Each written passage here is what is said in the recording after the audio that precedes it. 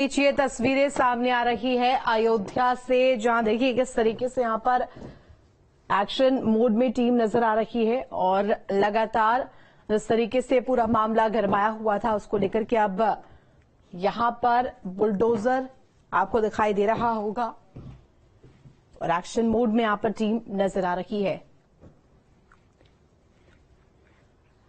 तो देखिए इस तरीके से यहां पर बुलडोजर प्रहार करते हुए नजर आ रहे हैं। गैंगरेप के आरोपी मोइन पर यह बड़ी कार्रवाई हो रही है और लगातार जिस तरीके से साफ तौर पर योगी सरकार की पॉलिसी रही, बुलडोजर पहुंचा है।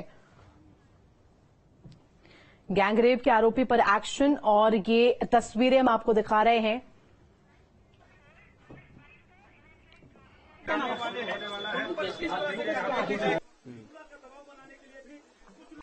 यहाँ पर ये बुलडोजर एक्शन जारी है। निखिल शर्मा हमारे साथ फोन लाइन पर जुड़ गए। निखिल, जो तस्वीरें हम देख रहे हैं, देखिए जिस तरीके से योगी सरकार का लगातार जिक्र जब भी होता है तो जीरो टॉलरेंस की नीति सबसे पहले सामने आ जाती है। अपराधियों के खिलाफ कोई भी जो अपराध है उसे बख्शा नहीं जाएगा, उसे बर्दाश्त नहीं किया जाएगा। और अब ये देखिए जेसीबी कार्रवाई यहाँ पर देखने को मिल रही है। देखिए कल ही योगी आदित्यनाथ ने साफ कर दिया था कि उत्तर प्रदेश में अपराध के लिए कोई जगह नहीं है, चाहे वो जिस दल से अपराध करने वाला व्यक्ति हो। यही वजह है कि पीड़ित परिवार से मुलाकात करके उन्होंने आश्वासन दिया और ये कहा कि कठोरतम कार्रवाई होगी। और उसकी तस्वीरें आज हम कम से कम अयोध्या में देख रहे हैं। जिस तरह से जो है वो सबसे पहले उसकी जो है वो शॉप पर उसकी खाद्य विभाग का छापा और उसके बाद बुलडोजर पहुंच चुका है तैयारी में समय अपनी। तो बुलडोजर का एक्शन बिल्कुल रोकना चाहूंगी। लेकिन इस बीच क्या कुछ प्रतिक्रिया आ रही है, सुनवा देते हैं। इसको हटाना है, बाकी काम कर लेते हैं। नहीं, जो भी है वो एक्शन ले जाएंगे, सबके ऊपर एक्शन है। हाँ हाँ बिल्कुल।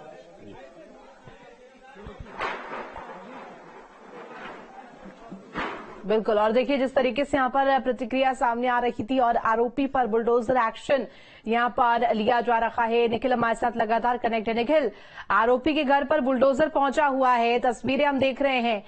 इसको लेकर के ज्यादा जानकारी दीजिएगा कि आखिर इस एक्शन में क्या कुछ शामिल रहने वाला है। देखिए कल जो है वो तहसील की टीम ने पैमाइश की थी। पैमाइश करके इस बात का अंदाजा लगाया था, आकलन किया था कि आखिर जो उसका मकान और उसकी जो जमीन है वो क्या वाकई में सरकारी जमीन पर है या किस तरीके से अवैध बना हुआ है। इन तमाम रिपोर्ट को जिला प्रशासन ने जो है वो रिपोर्ट पर काम किया और उसके बाद बुलडोजर एक्शन शुरू हुआ।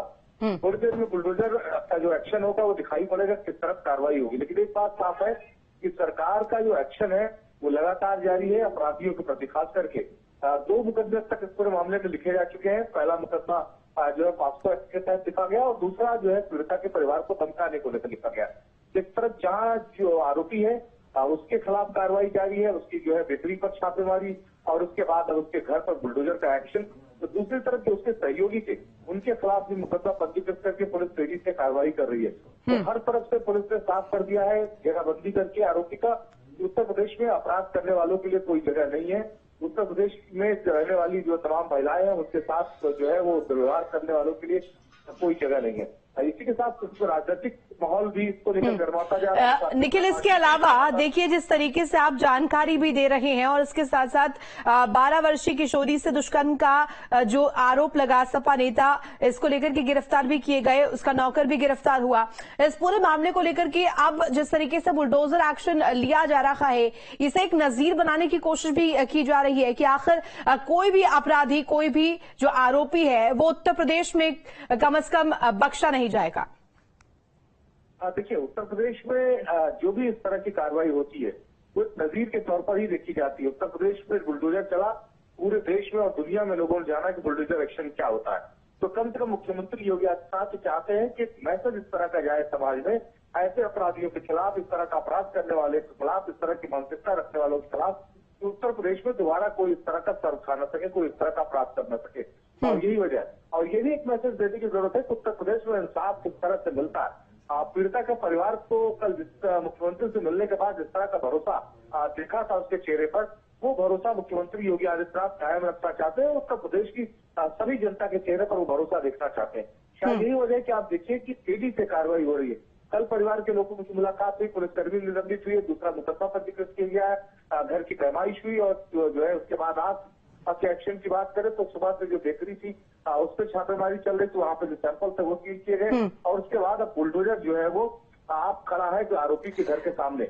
बिल्कुल और इसके साथ साथ देखिए मुख्यमंत्री योगी आदित्यनाथ ने इस घटना का जिक्र विधानसभा में भी किया अपने संबोधन में। साफ तौर पर नेता प्रतिपक्ष माता प्रसाद पांडे से उन्होंने कहा कि ऐसे लोग आपकी पार्टी में हैं, लेकिन इन्हें किसी भी कीमत पर बख्शा नहीं जाएगा। देखिए सदन में ही जब मुख्यमंत्री योगी आदित्यनाथ का ये बयान आया था तो वही जो तस्वीरें साफ हो गई थी कि उत्तर प्रदेश में अयोध्या में इस मामले में बड़ा एक्शन करेंगे मुख्यमंत्री योगी आदित्यनाथ, और वो तस्वीरें जब से सदन के बाद से दिखाई भी पड़ रही है। तो तेजी से जो है वो अपराधी के खिलाफ कार्रवाई हो रही है, जेल में भी हो वो लेकिन सुकून में ना हो, ये मकसद सरकार का है कि इस तरफ से जब भी कार्रवाइयां होती है तो नजीर के तौर पर देखी जाती है और वही नजीर पेश करने की योगी सरकार कोशिश कर रही है। फिलहाल जो जिले की प्रशासनिक टीम थी तहसील स्तर की, उसने जो प्रारंभिक रिपोर्ट बनाई है उसके आधार पर कार्रवाई शुरू होने जा रही है। बुलडोजर आरोपी के घर पहुंच चुका है, माना जा रहा है कि थोड़ी देर में जो एक्शन है उसकी भी तस्वीरें दिखाई पड़ने लगेंगी। जी बिल्कुल निखिल, और इसके साथ एक तस्वीर सामने आई थी जहां पीड़िता भी मिली थी। पीड़िता अपनी मां के साथ मुख्यमंत्री योगी आदित्यनाथ से मिलने पहुंची हुई थी। माता पिता से मुलाकात के बाद आश्वासन मुख्यमंत्री ने दिया था कि इसको लेकर के सख्त से सख्त कार्रवाई की जाएगी, एक्शन लिया जाएगा। उसका असर तो अब कहीं ना कहीं धरातल पर नजर आ रहा है। बिल्कुल धरातल पर असर दिखाई पड़ रहा है और जैसा मैंने बताया कि हरदम इस तरह के मामलों में कोशिश सरकार की होती है कि ऐसी नजीर बनाई जाए कि ताकि उत्तर प्रदेश में कोई इस तरह की घटना करने की जो है जरूरत न कर सके। तो मुख्यमंत्री योगी आदित्यनाथ ने कल ही ये बात साफ कर दी थी कि पीड़ित परिवार के साथ पूरी सरकार खड़ी हुई है और आरोपियों के खिलाफ पूरी सरकार खड़ी हुई है। एक्शन होगा और ऐसा एक्शन होगा कि जिसे लोग देखेंगे और देखने के बाद लोग समझेंगे कि उत्तर प्रदेश में अपराध करना कितनी बड़ी चुनौती है। तो निखिल, जिस तरीके से बात सामने आ रही थी कि नौकर राजू जिसका जिक्र लगातार हो रहा है, जिसे भी गिरफ्तार किया गया है, ये कहा गया कि उसने वीडियो बनाया था, बालिका को ब्लैकमेल भी किया गया। इन सब चीजों को लेकर के क्या कुछ अभी तक जानकारी है और इसे कैसे संज्ञान में लिया गया है? देखिए एक बात बहुत साफ है कि जिस तरह से इस पूरे मामले में घटना को अंजाम दिया गया वो एक साजिश के तौर पर देखा गया। नाबालिग लड़की का पहले जो है वो उसके साथ जो है जबरदस्ती की गई और उसके बाद उसका वीडियो बनाकर उसके नौकर द्वारा उसका जो है वो शोषण किया गया, उसके साथ रेप किया गया। ये मामला बेहद गंभीर था। शायद जो लड़की थी वो डर में थी, दहशत में थी, इसीलिए इस पूरे मामले में उसने शुरुआती दौर में अपने परिवार वालों को नहीं बताया। लेकिन जब मामला आगे बढ़ा, उसकी तबीयत खराब हुई, परिवार वाले अस्पताल पहुंचे उसकी जांच कराने के लिए, तब ये पता चला कि वो गर्भवती है, प्रेग्नेंट है। लिहाजा उसके बाद परिवार वालों को पूरी घटना की जानकारी मिली। पुलिसकर्मियों ने शुरुआती दौर में कोई कार्रवाई नहीं की। उसी का एक्शन आपने देखा कि पुलिसकर्मियों के खिलाफ भी जो है मुख्यमंत्री योगी आदित्यनाथ का डंडा चला। उसके बाद आरोपी के खिलाफ सरकार का डंडा चला और उसकी गिरफ्तारी हुई, आरोपी की गिरफ्तारी हुई, उसके आरोपी के नौकर की गिरफ्तारी हुई। उसके बाद एक और मुकदमा लिखा गया कल रात को, इसमें ये बताया गया पीड़ित परिवार की तरफ से कि जो आरोपी है उसके साथ के रहने वाले समाजवादी पार्टी के 3 और लोग रात में से 11 बजे हॉस्पिटल में धमकाने आए थे। इस मामले में मुकदमा लिखा गया, उनके खिलाफ भी कार्रवाई हो रही है।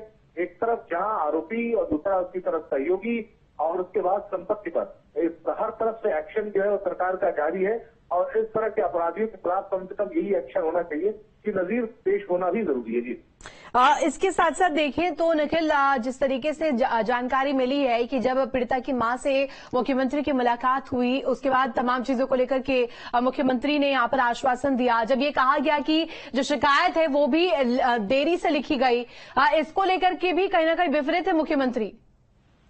बिल्कुल देरी से आनाकानी कर रहे थे, यही वजह है कि पुलिस पर भी गाज गिरी।